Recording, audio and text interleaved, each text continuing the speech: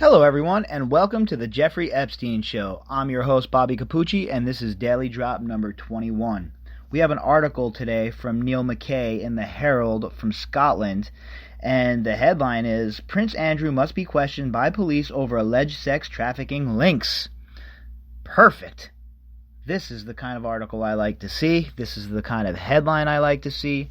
And to be honest with you, we've been very critical of Prince Andrew on this show because he's deserving of it. In his role as a prince of the blood, he needs to be held to a higher standard. It's just like the politicians in this country that our media refuses to report on. Unless, of course, you're in Trump's atmosphere, then it's a free-for-all because nobody, there was no problems in this country until Trump showed up, obviously, according to our media. So what you have is the English media holding their elites to account here, while our media is busy, who knows what they're doing. Honestly, I've never seen a more schizophrenic group of people in my life. They have no idea what they're doing. They don't even know what kind of narrative they want to put out. They're so busy with their false fake news that they don't even bother covering the Epstein case. If you go to Google News and you look in Google News right now, there's like no cases from today or even yesterday. It's ridiculous. It's truly ridiculous how the media goes about their business in this country at this point in time. This Jeffrey Epstein case should be everywhere. All of these journalists should be all over it, but yet, here we are. Nobody covering it. Let's jump in to this article. Why have British police not interviewed Prince Andrew over allegations he had sex with a young woman who claimed she was trafficked by the billionaire pedophile Jeffrey Epstein? Virginia Roberts Joffrey claims she was 17 when she first had sex with Andrew in London after being introduced by Epstein. She says they had sex 3 times. A photograph shows Andrew standing with his arm around Joffrey's waist at an Epstein party. She alleges the picture was taken shortly before they had sex for the first time. Joffrey says she was trafficked by Epstein in order to have sex with his rich and powerful friends. Epstein was found dead in his prison cell in New York on August 10th while awaiting trial for child sex trafficking. The medical examiner ruled the death suicide. Epstein's lawyers dispute the ruling. In 2008, Epstein was convicted of procuring of an underage girl for prostitution in Florida. He served 13 months in custody. However, he was allowed to leave jail on work release for up to 12 hours a day, 6 days a week. I wonder if any of you guys out there, or any of you ladies out there, would get the same deal if you got busted for doing something. I mean, never mind trafficking children or trying to, hook up with young child prostitutes. You do anything. Go try not to pay your taxes and see what happens to you. Get involved in some quote-unquote illegal gambling and see what happens to you. Sell a little bit of pot and see what happens to you. This dude got away with trafficking children, abusing children, and all sorts of devious, disgusting pedophilia. And this dude got 6 days a week and 12 hours a day to just bop around like there's no problem. You guys see what's wrong yet? You see why I'm so agitated? You see why I'm mad? I hope you're all just as mad. Many of Epstein's high-profile friends broke off contact with him after he was jailed. I wouldn't say many, I'd say some. Andrew did not. Joffrey says she was 16 when she began working at Trump's Mar-a-Lago resort at Palm Beach, where she was allegedly introduced to Epstein by Ghislaine Maxwell, daughter of tycoon Robert Maxwell. Ghislaine Maxwell has been described as Epstein's procurer. Maxwell denies the allegations against her. In 2010, Andrew stayed at Epstein's home. They were photographed walking around Central Park together. Andrew's continued friendship with Epstein was one of the factors which led to him giving up his role as Britain's trade envoy in 2011. Again, to hammer home the point, why would he, Prince Andrew, give up his role as Britain's trade envoy as well as his dignity to stay friends with this guy? What did he have on him? What did Epstein have on Andrew? What sort of video? What sort of documentation? What sort of audio? These are all things that we need to know. There have been claims that Epstein installed hidden cameras at his properties. Not claims, that's factual. We've already read that in articles. The townhouse had those. Cameras at his properties to record sex between underage girls and prominent figures for blackmail. Joffrey described herself as Epstein's teenage sex slave. Prince Andrew has denied ever having sexual relations with Joffrey. Channel 4's Dispatches program added more details to the story this week, leading to questions about failure by British police to speak to Prince Andrew. The investigative documentary, The Prince and the Pedophile, discovered that Epstein had a total of 13 telephone numbers for Andrew. The pair also alleged to have taken part in an orgy with 9 young women while at Epstein's private Caribbean island. Joffrey claims the orgy was the 3rd time she had sex with Andrew. The claims demand attention.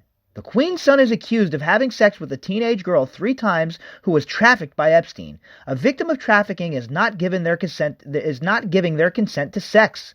After Epstein's death, French police raided his apartment in Paris. However, no similar action was taken in Britain. In fact, the Metropolitan Police said, having closely examined the available evidence, no further action is being taken.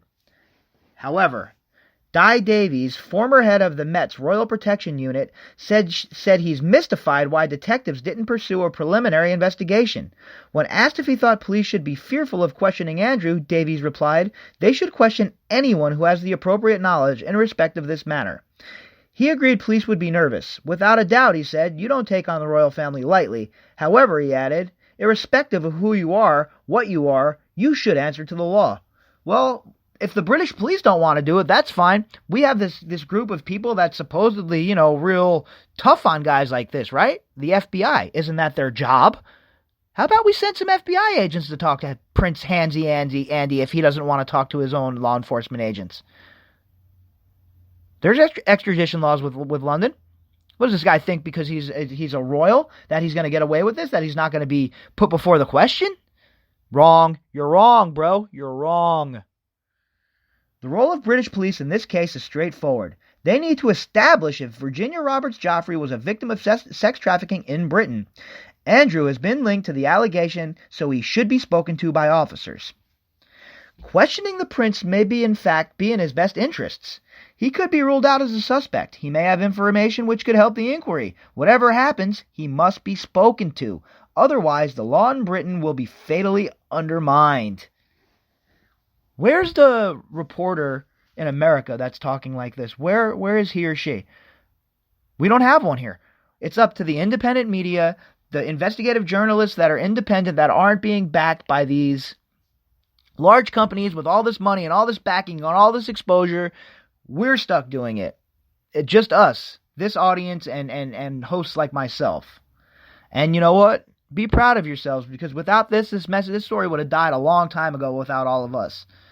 This whole narrative would have been just stepped on and crushed by these powerful elite sickos. There was a sense watching The Prince and the Pedophile that many rich and powerful men and women think there's one rule for us and one rule for them. That sense of entitlement and even of being above the law needs to be killed stone dead. Yo, from your mouth to God's ears. Stone dead. It needs to be destroyed. Because guess what? It does not matter how much money you have, how much status you have, how much stature you have. It does not give you the right to abuse anybody. Never mind underage girls and children. With the Epstein saga, there are also echoes of the Jimmy Savile. Epstein was acting in plain sight, just as the offenses by the BBC star of light entertainment were long known about. The allegations against the prince have not received the due attention they deserve, which must send out a very mixed message to victims of sex crime. For the last few days, the British press has obsessed on the apparent feud between Prince William and his brother Harry. Should anyone care whether 2 brothers have fallen out? Exactly. Who gives a flip if those 2 brothers have fallen out? That's their business. All right? Meanwhile, their uncle is accused of rape. Rape! And this is what you're talking about? Come on. However, the claims against Prince Andrew matter greatly. There should be no difference in the eyes of the law between a young vulnerable woman or a rich and powerful aristocrat. Any allegation involving a sexual offense should be investigated thoroughly and quickly. But it shouldn't matter if you live in a palace or under a railway bridge. We should all be equal in the eyes of the law. This is an incredibly great article. Virginia Roberts Joffrey is not going away. She vowed that she would not stop fighting until these people are brought to justice. When asked about Andrew's denials, she said he knows what he's done and he can attest to that. Buckingham Palace said in a statement, "Any suggestion of impropriety with underage minors is categorically untrue. It is emphatically denied that the Duke of York had any form of sexual contact or relationship with Virginia Roberts Joffrey." "No, not me. Nothing to see here, old boy. Not me, lads. I was busy playing cricket. I was having tea and crumpets with my mom." Give me a break, dude. Enough with the Prince Andrews of the world. He is the embodiment of everything that is wrong with the elites. Who does he think he is? Prince Andrew also said he did not see, witness, or suspect any behavior of the sort that subsequently led to his arrest and conviction, meaning Epstein's. He also admitted it was a mistake and an error to continue visiting Epstein following his release from prison. You think that was an error? How about a crucial error in judgment? You got a lot to answer for there, Prince Andrew. And running and hiding and hiring PR firms to pick up your mess and to fix what you've gotten yourself into, that's not going to cut it. Because guess what? Like Mr. McKay says in this article, Virginia Joffrey's not going away. We're not going away. We're going to see this to the very end, right down to the very end. And I'll tell you what, Prince Andrew, you got answers. You better have some answers to these questions, because the heat is on. And your royal status, you being an elite, is not going to protect you this time. The tables are finally turning. Thanks for joining me on this episode of The Daily Drop. I'll talk to you guys tomorrow.